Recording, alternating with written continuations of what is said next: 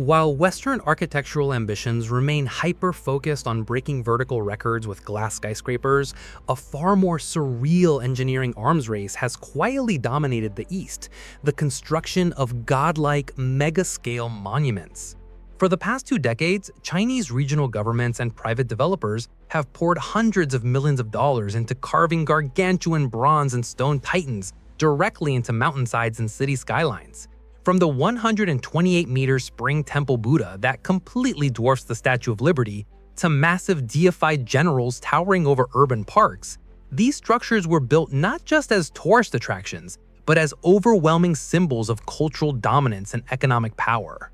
However, what started as an unprecedented display of architectural prowess quickly escalated into a chaotic, unchecked competition where city officials across the country attempted to outdo each other with increasingly absurd, multi-million-dollar statues that pushed local budgets and municipal engineering to their absolute limits. This relentless obsession with monumental scale eventually triggered a secret war between Chinese provinces, leading to ambitious municipal blueprints for mega monuments designed to break every existing height record on Earth. Local authorities secretly authorized breathtaking designs, eager to claim the title of the world's tallest statue and draw millions of tourists to lesser-known regions. But as these colossal projects began taking over historic landscapes, they set off a massive national controversy that would ultimately force Beijing to intervene in the most dramatic way possible. Before we uncover the shocking $50 million disaster that forced the city to literally deconstruct its own giant bronze god piece by piece, smash that like button and subscribe right now. Drop a comment below on whether you think giant statues are engineering marvels or a waste of public funds. And stay tuned until the very end to see why China officially declared war on monumental waste.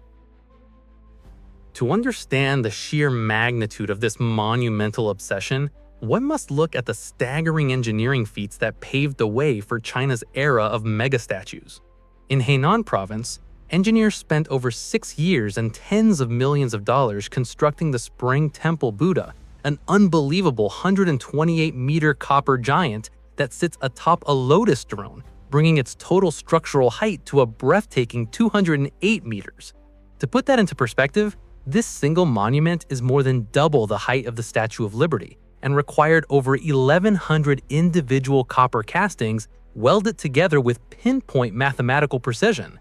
Meanwhile, off the coast of Hainan, developers erected a 108-meter three-face statue of Guan Yu, anchored directly into the South China Sea. Building these leviathans required groundbreaking structural engineering, requiring deep oceanic piling, earthquake-resistant internal steel exoskeletons, and specialized anti-corrosion alloys designed to withstand brutal typhoon-force winds and salt damage for generations. In my view, these projects weren't just decorative art. They were massive, complex industrial operations that pushed the absolute boundaries of metallurgy and structural design. Local officials quickly realized that erecting a record-breaking titan was a guaranteed golden ticket to instant regional economic growth, attracting millions of domestic tourists and surging real estate values practically overnight. As a result, a wild chain reaction erupted across rural provinces, with every major city attempting to outscale the next. Mountain peaks were blasted away to carve colossal stone faces directly into bedrock. Entire river valleys were reshaped to accommodate massive temple complexes, and bronze foundries worked around the clock to cast thousands of tons of metal plates. However, as local governments sank deeper into debt to finance these gargantuan monuments, this unchecked architectural race was about to collide headfirst with a massive geopolitical scandal that no one saw coming. The dangerous climax of China's mega-statue mania reached its absolute breaking point in Jingzhou, Hubei province, with the construction of an architectural monster that would ignite nationwide outrage.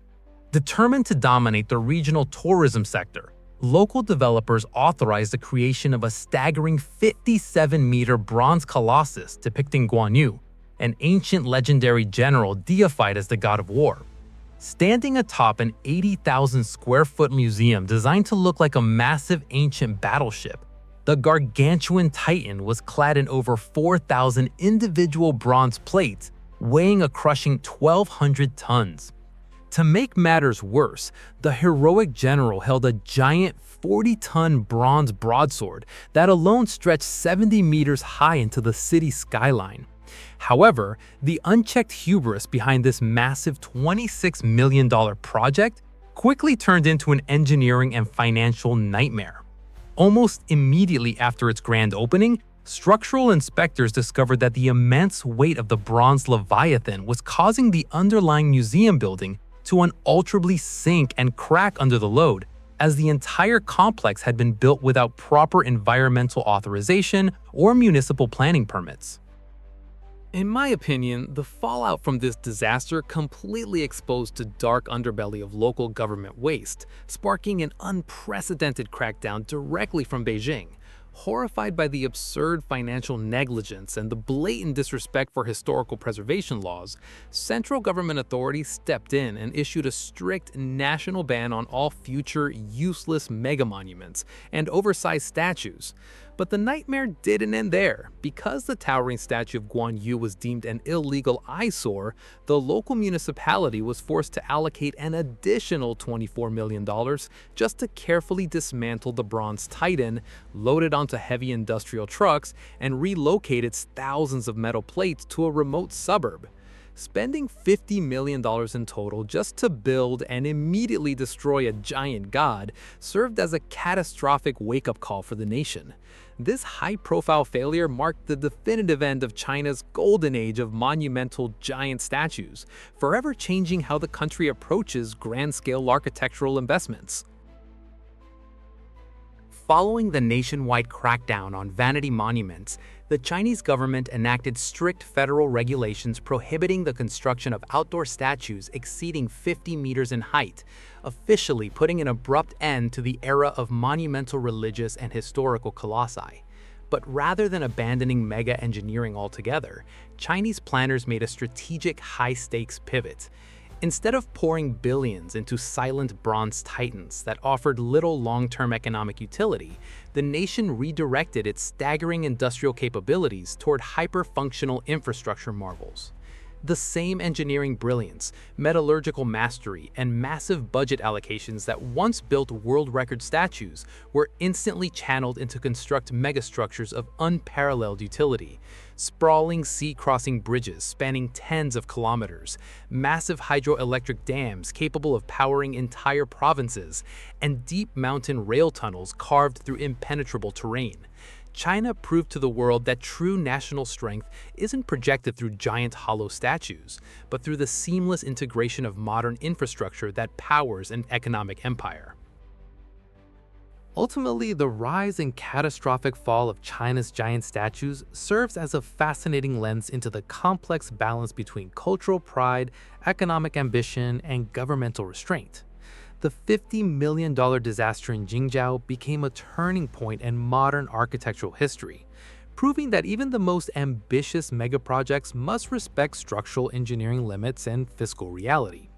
Today, while the remaining bronze and stone giants still stand as quiet reminders of a wild, unregulated era of design, China's architectural focus has permanently shifted toward futuristic megacities and sustainable technological wonders. What do you think about China's historic shift from giant statues to global megastructures? Was dismantling the 57-meter Guan Yu statue the right move, or was it a tragic waste of art and money? Drop your thoughts in the comments below, hit that like button, and subscribe right now so you never miss another deep dive into the fascinating world of global tech, engineering, and architectural wars.